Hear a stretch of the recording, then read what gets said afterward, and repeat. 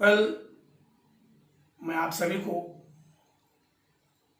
Direct indirect narration में ढेर सारे नियम बता चुका हूँ, असर्टिव सेंटेंसेस के तमाम नियम बता चुका हूँ। आज कुछ ऐसे सेंटेंसेस के बारे में बात करते हैं जिन सेंटेंसेस के दिए होने पर हम रिपोर्टेड स्पीच में कोई भी चेंज नहीं करते। If you get these sentences, we never make any change in the reported speech और रिपोर्टेड क्लॉज। ये सेंटेंसेस क्या हैं फ्रेंड्स? ये कई प्रकार के होते हैं। सबसे पहले देखिए, इस तरह के सेंटेंसेस में यूनिवर्सल ट्रुथ के सेंटेंसेस होते हैं।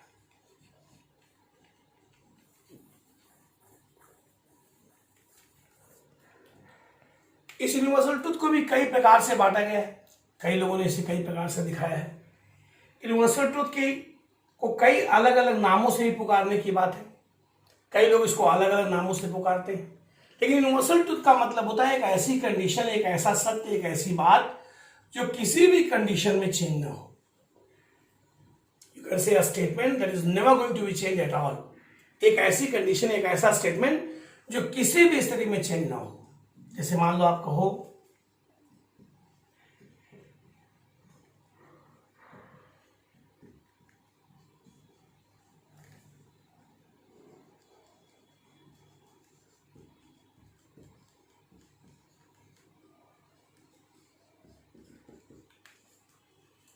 He said, the sun sets in the west.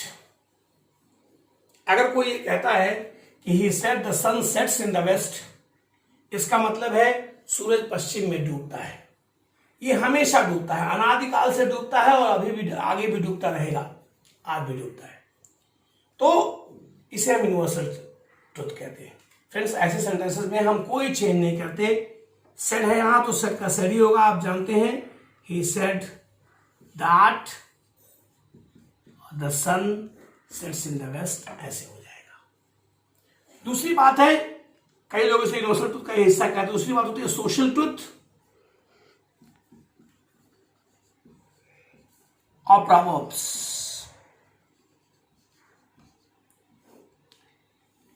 ठीक है फ्रेंड्स, सोशल ट्रुथ और प्रॉवर्ब का मतलब क्या है? जब से ये धरती व्यवस्थित हुई और हम सभ्य हुए, तब से हमने इस संसार में जीवन जीने के कुछ तरीके बनाए हैं। वो सारी बातें समाज के अंतर्गत आती हैं। All those facts come under the social truth because these are the very important things. All those points are very much important for running the society betterly. और उसी बात को कहने के अंदाज में हमने उनको कुछ कहावतें ही बना ली, तो प्रॉवर्ब्स भी हो गए। तो सोशल ट्रुथ और प्रॉवर्ब्स में भी हम कोई चेंज नहीं करते। ये कहने का मतलब कैसा है? जैसे मान लीजिए कहा जाए, एक सेंटेंस हो, ही सेड टू मी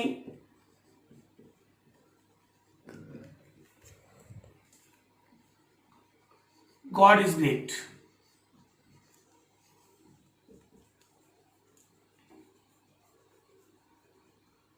अब फ्रेंड्स, ये सोशल ट्रुथ के अंतर्गत आएगा कि हमने ईश्वर को गॉड नाम दिया और उसे महान मानते हैं। तो सेड टू ये बदल जाएगा, आपका ही टोल्ड हो जाएगा। ही टोल्ड मी दैट, और उसके बाद आप उसमें कोई चेंज नहीं करेंगे, पूरा सेंटेंस वैसे का वैसे होगा। ये आपका सोशल ट्रुथ होता है। और सोशल ट्रुथ की स्थितियां हो सकती हैं और प्रभाव की स्थितियां आपको दिखाते हैं। शी सेड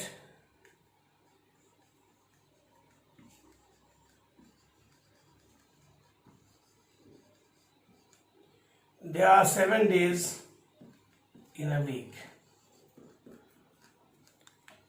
अभी भी फ्रेंड्स एक सोशल ट्रुथ का सेंटेंस है। ये सोसाइटी के अलग हमने बेस बना रखा है। 12 मंथ्स होंगे, 365 डेज होंगे, 7 डेज होंगी, न वीक होंगे।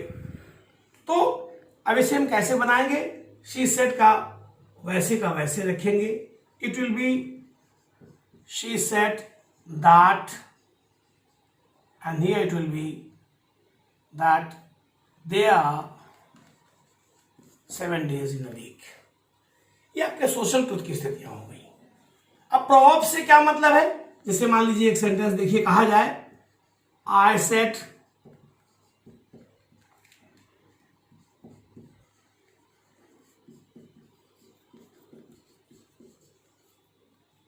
Honesty is the best policy.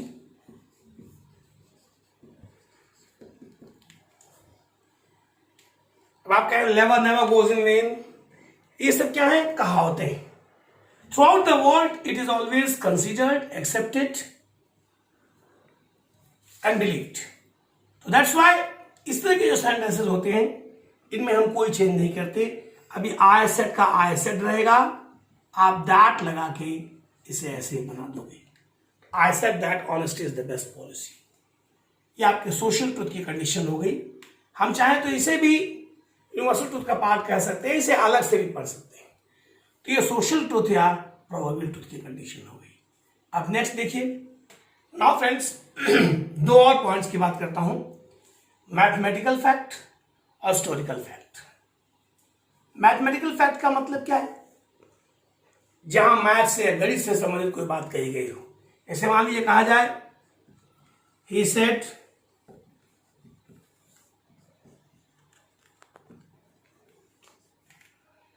To and two is 4।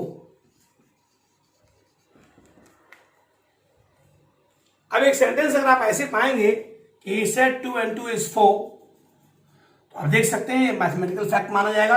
आप इसमें he said that 2 and 2 is 4 कह देंगे, आपका सेंटेंस बन जाएगा मैथमेटिकल फैक्ट में।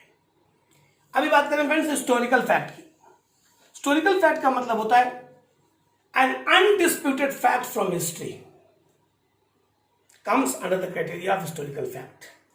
हिस्ट्री की कोई भी फैक्ट, किसी का जन्म, किसी की मृत्यु, कोई युद्ध, कोई अवस्था, जिस पर किसी प्रकार का डिस्प्यूट ना हो, विवाद ना हो, an undisputed historical fact is historical truth.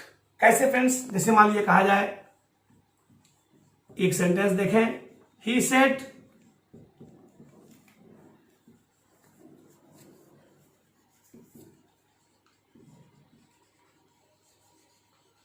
Mahatma Gandhi was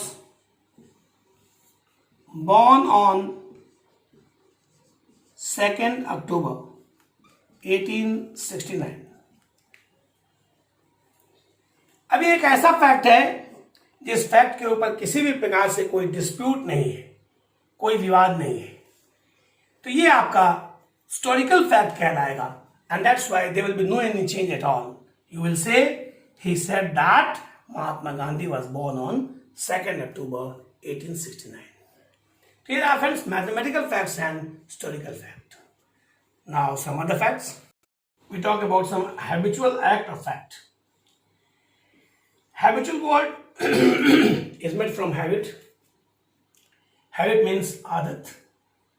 So there are certain habits, or you can say characteristics, that clearly tells about a particular organism, or you can say a particular creature. जैसे मान लो आप कहते हो he said,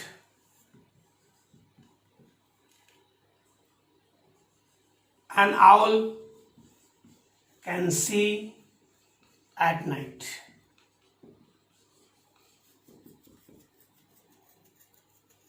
अब friends ये एक habitual fact है। आप कहें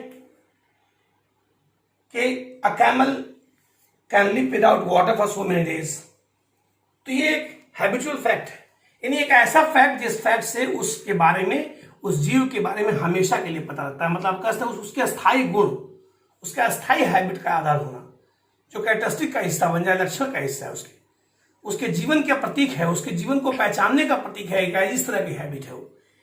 तो ऐसे सेंटेंस में हम उनको चेंज नहीं करते। जैसे कहा जाए he said N owl can see at night, आप कहेंगे ही said that N owl can see at night. ये हैबिचुअल एक्ट होगा। फ्रेंड्स एक हैबिट के लिए मॉडर्न इंग्लिश में कहा गया, मॉडर्न इंग्लिश में नेस्फील्ड आज लोग कहते हैं, नेस्फील्ड एक बहुत बड़े विद्वान है मॉडर्न इंग्लिश के, वो कहते हैं कि ही सेड, अगर कहा जाए आई गो डेली फॉर वॉक, इसको वो हैबिट मानते हैं, कॉमन हैबिट मानते हैं। तो कहते हैं अगर ये कॉमन हैबिट का सेंटेंस है, he said I go daily for a walk, तो आप ऐसे सेंटेंस में भी इसको चेंज नहीं करेंगे, ये वैसे का वैसे रहेगा। कहने का मतलब यह है कि इस तरह के सेंटेंस की कंडीशन में भी आप कोई चेंज नहीं करेंगे। यदि आप इसे कैसे बनाओगे, ये हो जाएगा ही सेड दैट, आई को बदला ही में, ही गोज होगा, goes daily for a walk, like this. ध्यान रखिए इस तरह के सेंटेंसेस को आपको चेंज करने की आदत है। लेकिन अगर ये sentence habitual fact, habitual act दिखा रहे हैं, हैबिट दिखा रहे हैं, तो हैबिट वाले सेंटेंसेस को मॉडर्न इंग्लिश में चेंज नहीं करते। ये सेंटेंस आपके हैबिचुअल एक्ट या हैबिचुअल फैक्ट का हिस्सा माने जाते हैं। अभी अगली बात है friends, geographical fact means a fact based on geography. कोई भी एक ऐसी बात जो ज्योग्राफी पर बेस्ड करती हुई दिखाई पड़ती है, इसे हम ज्योग्राफिकल फैक्ट मानते हैं। जैसे देखिए फ्रेंड्स, अगर एक सेंटेंस ऐसे दिया हो,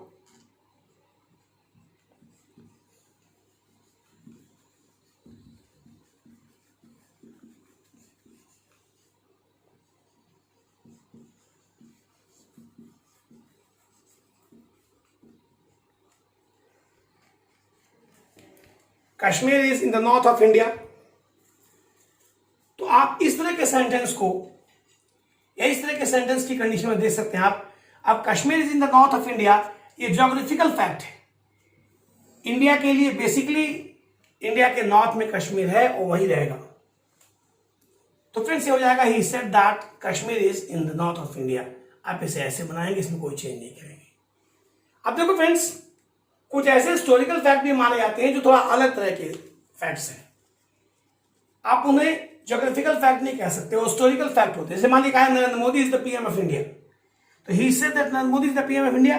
जब तक वो पीएम हैं, अगर आज वो पीएम हैं, जब तक वो रहेंगे तब तक उस सेंटेंस में कोई चेंज नहीं होगा। भविष्य में जब वो सेंटेंस में अगर इज आएगा तो उसको हम वॉश कर सकते हैं जब वो नहीं होंगे, लेकिन आज उनको भी हम इसके साथ बनाते हैं। इसे हम हैबिचुअल एक्ट भी मान सकते हैं, लेकिन हैबिचुअल एक्ट होता नहीं फ्रेंड्स, एक्चुअली इनको माना जाता है हिस्टोरिकल फैक्ट में। इसे कहा जाए set London is the capital of UK, तो जब तक लंदन कैपिटल है यूके का, हम उसे ज्योग्राफिकल फैक्ट माने, उससे बेहतर होगा उसे हम हिस्टोरिकल फैक्ट माने, क्योंकि वो समय के साथ बदल सकता है। कभी सीरीज की हो सकती है वो बदल जाए। फिलहाल जहां तक हिस्टोरिकल फैक्ट की बात है अभी वही है, इसलिए उसमें कोई चेंज नहीं होगा। ये ज्योग्राफिकल फैक्ट है फ्रेंड्स। ऐसे जो ज्योग्राफिकल ट्रुथ माने जाते हैं वो भी इसमें कौन से होते हैं, आप जो ज्योग्राफिकल सरनेम्स होते हैं फ्रेंड्स। अगर मान लीजिए ज्योग्राफिकल सरनेम्स आपके सामने दिए हुए हों, जिन्हें हम भौगोलिक सरनेम्स कहते हैं। जैसे मान लीजिए कहा जाए ही सेड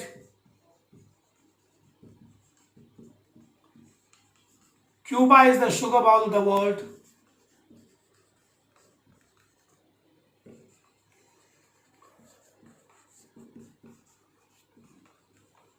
एक सेंटेंस जब ऐसे दिखाई पड़ेगा he said Cuba is the sugar bowl of the world, तो क्यूबा को शक्कर की कटोरी कहा जाता है। ज्योग्राफिकल सरनेम है फ्रेंड्स। तो किसी भी ज्योग्राफिकल सरनेम में भी आप कोई चेंज नहीं करेंगे। ये हो जाएगा he said that Cuba is the sugar bowl of the world, या ऐसे का ऐसे होगा। तो फ्रेंड्स ये ज्योग्राफिकल फैक्ट है, ज्योग्राफिकल सरनेम्स की कंडीशन है जो इस रूप में आपको दिखाई पड़ती है। Last fact, some moral facts means if we get some sentences related to our moral life या morality, जिसे नैतिकता कहते हैं, नैतिक तथ्य। जैसे he said we must respect our elders, we must love our country, इस तरह के सेंटेंस होते हैं फ्रेंड्स, इनमें हम मॉरलिटी मानते हैं। मॉरल है हमारे जीवन के मॉरल ड्यूटीज हैं या मॉरल फैक्ट हैं, इनमें भी हम कोई चेंज नहीं करते। ये क्या हो जाएगा, he said that we must respect our elders, ऐसे का ऐसे बनेगा। This was the moral facts. So my dear friends, with this we come to an end of the indirect narration of assertive sentences. In the next class I will tell you about the rules of changing from direct to indirect into interrogative sentences. यानी interrogative sentences आपको दिए होंगे, so how will you change an interrogative sentence from direct to indirect narration? Till then, it's goodbye from me, my dear friends. Thank you so much.